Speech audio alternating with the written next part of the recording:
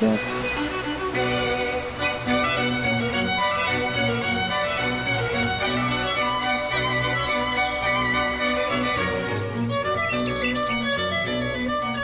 Maria de Fécode est l'auteure de ce nouveau chemin de croix. D'origine hongroise, elle vit à Obs dans le Var. C'est ici qu'elle travaille et puise son inspiration. Quand j'ai commencé le chemin de croix, ça a été déjà là. Même je voyais l'image pratiquement et je voyais même pourquoi je fais ce chemin de croix. On sort cette dimension presque de ténèbres, de toujours cette question du péché, de pénitence, mais en même temps que, oui, c'est pas l'amour. Ce chemin de croix en marbre de Carrare, Maria de Fécode y travaille 16 heures par jour depuis plus de 5 ans. Elle achève en ce moment la 15e station, Marie dans l'attente de la résurrection. C'est une des particularités de son chemin de croix. Il ne s'arrête pas avec la mise au tombeau du Christ, mais s'ouvre sur 3 autres stations qui évoquent la résurrection. Pendant 5 ans, je me suis enfermée. Je dis enfermée, c'est-à-dire justement, je me suis ouverte pour Christ, mais que pour lui. C'est vrai que quand on travaille, on oublie soi-même. Et dans le marbre, dans ces cristaux et dans cette pureté de marbre, c'est comme si on est tout seul avec notre désir de Dieu. C'est ça la création de vouloir Dieu plus proche de nous, toujours plus en plus proche.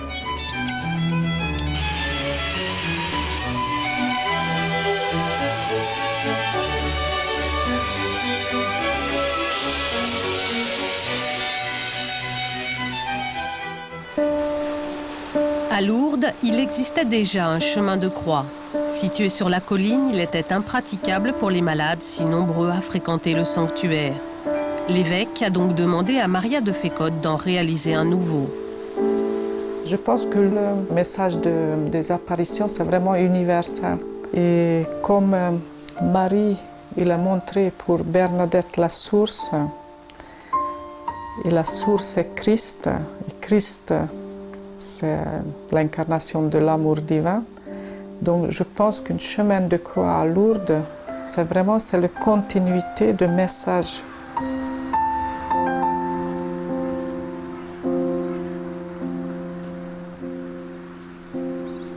Ce que je voulais justement que même donne une empreinte, un témoignage que le chemin de croix, c'est plus qu'une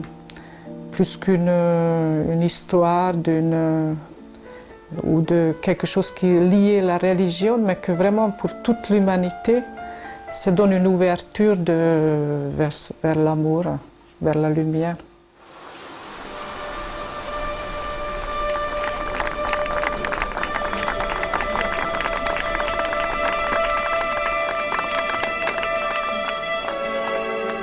Daigne bénir cette station du chemin de croix.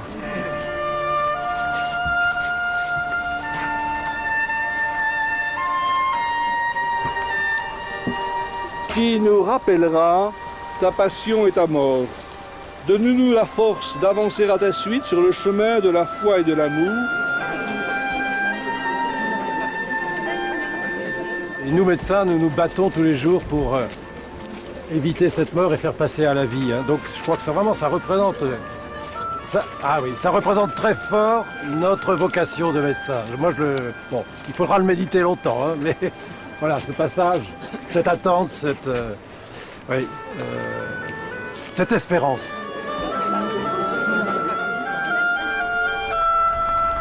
Maria de Fécode s'est installée en France dans les années 70. Ses œuvres sont aujourd'hui exposées dans le monde entier.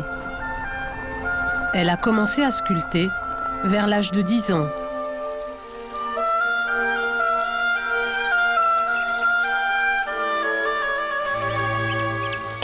petit enfant, là, je ne sais pas, peut-être 4-5 ans, que je sentis déjà en moi cette présence que je sens aujourd'hui de la même façon. C'est vrai que j'ai né dans une famille catholique, mais avant même, ça a été quelque chose de plus fort que tout ce que j'ai reçu, les éducations et tout. Donc c'est déjà tout petit, je me consacrais d'exprimer, si on peut dire, donner ma vie pour le Christ. Je ne peux pas faire autre chose que exprimer cette présence qui est en moi. Le marbre, ça me permet cette solitude avec Dieu. Donc c'est pour ça que je pourrais dire, oui, le marbre est devenu mon monastère.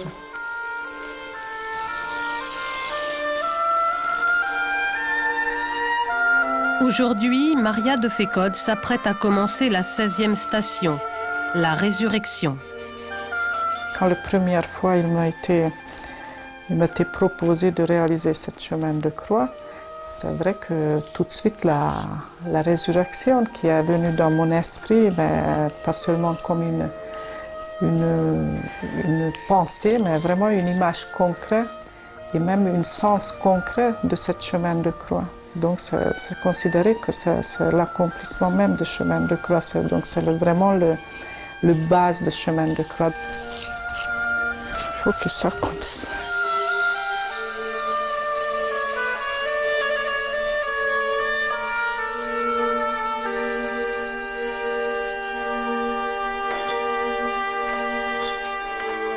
Et naturellement, cette résurrection, c'est pas après la mort, qu'est-ce que nous attend, mais que pendant cette vie, on doit toujours naître à nouveau.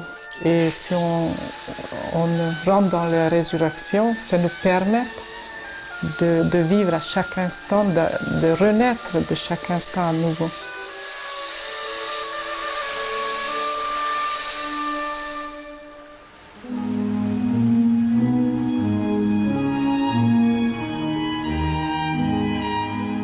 Quand on voit dans l'église des chemins de croix, surtout des anciens, c'est toujours une sorte de mise en scène. On voit le méchant, le bien, et surtout cette expression de souffrance c'est presque une torture.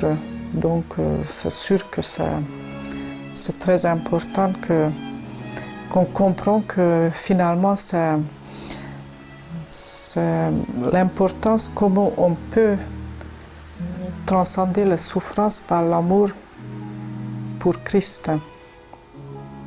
Ou même tout simplement par cet amour qui habite en nous, qui était versé au moment de la création et qu'il faut qu'on retourne à travers, c'est comme un chemin qu'on retourne et qu'on va vers la source. Donc ce n'est pas du tout la souffrance qui nous amène vers cela.